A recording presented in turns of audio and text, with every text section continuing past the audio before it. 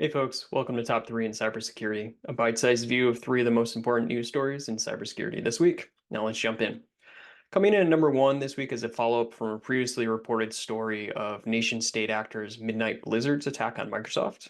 Now, this week in a blog post, Microsoft is reporting that the attack is ongoing, weeks after first identifying the breach on January 12th. Now, Midnight Blizzard is allegedly continuing to use information initially taken in the first breach to continue to gain access to new areas of the Microsoft environment. Microsoft is not revealing to what extent the continued attacks are impacting their services or data, but did identify that some of the secrets obtained do contain customer and Microsoft internal information. Microsoft is indicating that the investigation is ongoing, and so is the defense, and hopefully we'll hear more information as this develops. Now, at number two this week is another troubling follow-up from Ivanti with just another series of critical zero-day vulnerabilities. This week, the 9 out of 10 rated critical vulnerabilities are in two Ivanti products, Ivanti Sentry and Neurons. Researchers are urging immediate patching of these products.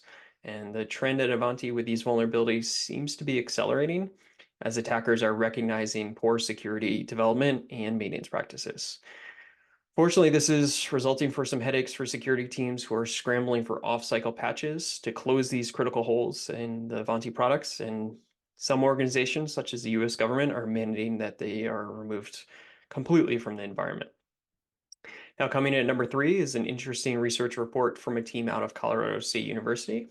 In this research paper published this week, the team is reporting that electronic logging devices in commercial trucks are highly vulnerable to attacks. The weaknesses are in the exposed API with weak default passwords, as well as weak Wi-Fi and Bluetooth configurations. Now, this opens up the systems to at least three identified attacks, resulting in a takeover of the ELD.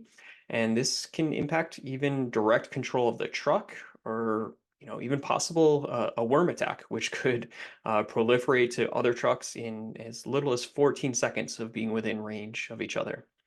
Now, these often overlooked embedded devices have a history of weak security practices, and attackers are looking for new and novel ways to disrupt business. So I expect we're going to see more of these types of attacks in the future.